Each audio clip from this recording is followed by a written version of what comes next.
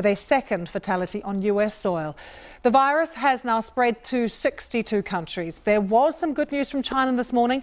It has reported its lowest daily number of new coronavirus infections since late January.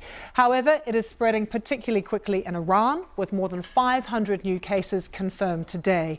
The number of infections also continues to surge in South Korea, the total there rising to more than 4,000.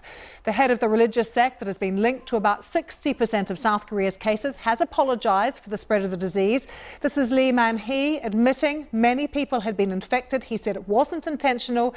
And as you can see, he got down on his knees before reporters. And here in Europe, in the last hour, we've heard from the head of the European Commission, Ursula von der Leyen. She has announced a corona response team and said the risk level in Europe had been raised from moderate to high. Let's take you live now to our correspondent in Hong Kong. Robin Brandt is there for us, and to Milan, Bethany Bell is there. Robin, if I could start with you, can you explain more this some good news we're hearing from China about the infection rate? Yes, so the rate of new cases has fallen. That, of course, is positive. The number of new deaths as well, that has gone up by 42 in terms of compared to the figures 24 hours ago. But what's most significant about those is that all those deaths occurred in the province of Hubei. That is the place where this all began.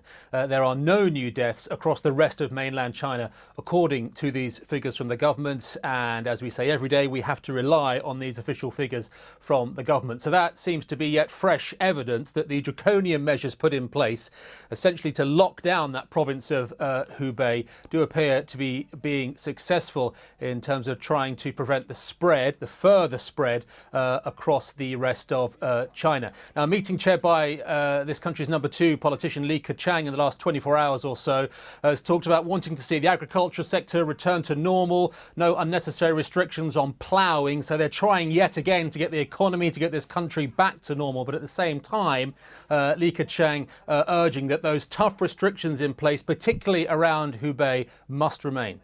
Bethany, to you in Milan, are there draconian measures still in place in northern Italy? Well, the Italian government a few days ago quarantined a cluster of towns in Lombardy and one in Veneto, a measure affecting about 55,000 people. Those people are still in quarantine. That's where the epicenter of this outbreak occurred. People there were asked to stay at home within those areas and not move out in an attempt to try and stop the spread of this contagion. The authorities say that more than 1,500 people have tested positive for the virus, but they say the vast majority of those have shown slight symptoms or no symptoms at all. 34 people have died and around 140 people remain in intensive care. Robin, there is growing concern around the world on many levels. One of the key ones, of course, is the financial impact, the economic impact of the coronavirus. What has the damage been so far to China's economy?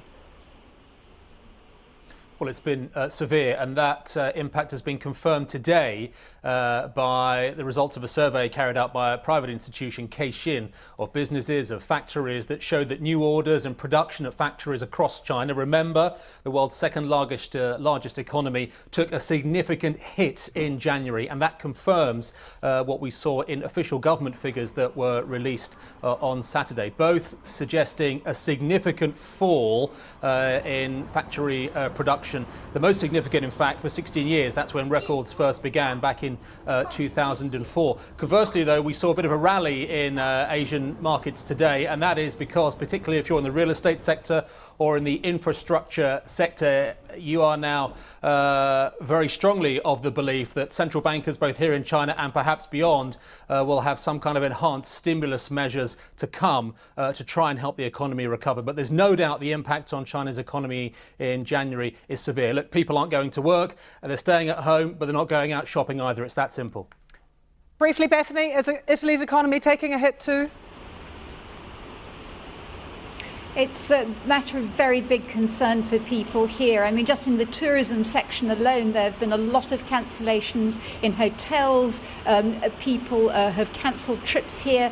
And also there are warnings from economists that if this carries on for much longer, Italy's fragile economy could be tipped into recession, because of course this outbreak has occurred in northern Italy, in the great powerhouse of Italy's economy. But in one small bright spot here in Milan today, one of its main tourist attractions, the cathedral, which you can see behind me, has reopened to tourists, and they're now allowing small groups of people to visit in.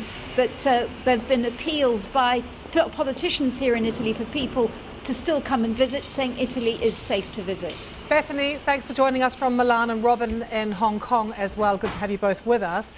Well, as we've been reporting, there's been a sharp rise in cases of the virus in Iran. Some 500 new cases have been confirmed there, up from less than 1,000 on Sunday. There have now been 66 deaths there in total, including a member of the country's high-ranking council that advises the supreme leader, Ayatollah Khamenei. Or Rana Rahimpour from BBC Persian is here for us. Can we trust these figures, Rana? Not many people believe these figures, including the MP from Rasht, which is a city north of the country. He says that these figures sound more like a joke. He said that the situation in the city of Rasht is very serious. All the hospitals are full. They're running out of beds for the people who are ill. And he said that these numbers are just a joke. He doesn't take them seriously. Unconfirmed reports, unofficial reports that the BBC Persian has managed to get hold of, says at least 210 people have been killed by the virus, but the Iranian officials have denied these reports. So the health services in Iran probably can't cope, we can imagine, with They these kind of can't. numbers. They definitely can't cope. And the reports we're receiving, don't forget that at the moment there are at least 27 provinces across the country. In total, there are only 31 provinces in Iran, and 27 provinces have reported cases of the coronavirus. So clearly they don't have enough infrastructure. They say they have deployed 300 groups to fight the virus, but it seems that they won't be able to cope. How confusing is it for people to be getting different sources of information and not really knowing what information they can trust? It is very confusing. Many people turn to social media or foreign-based Persian news channels, but it's very difficult and people are confused. They don't know whether they can buy masks, or does it matter to wear masks or not.